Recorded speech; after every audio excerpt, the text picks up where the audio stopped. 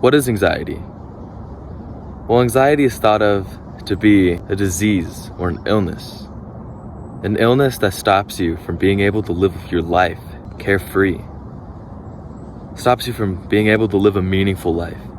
A life full of happiness and experiences that give you stories to tell. Professionals will generally put anxiety into 4 categories: generalized anxiety disorder, social anxiety, separation anxiety, and phobias, which are all considered to be illnesses. But like any illness, you can still fix it. The first thing you have to do is not think of your anxiety as an illness, but yet an emotion.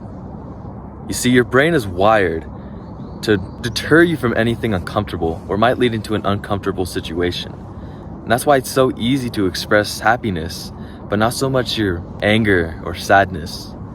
That's why when you're happy, you express it in a meaningful way. You mean it. But when you're angry or you're saddened, you close yourself in. You don't want to deal with it. But when you do, you realize how silly your thinking was. You realize that it's so easy to fix your sadness or your anger. You realize that you just have to listen. You have to listen to your anxiety.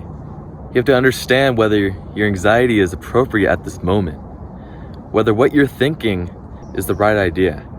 You see, your anxiety shouldn't have to control your life. It's only trying to tell you something, lead you from an uncomfortable situation. But if you listen to this emotion and realize that it's a negative emotion, you can step into any uncomfortable situation without any worry. You can understand and listen to your anxiety and know that it doesn't have any control over you. You can be anxiety free for the rest of your life.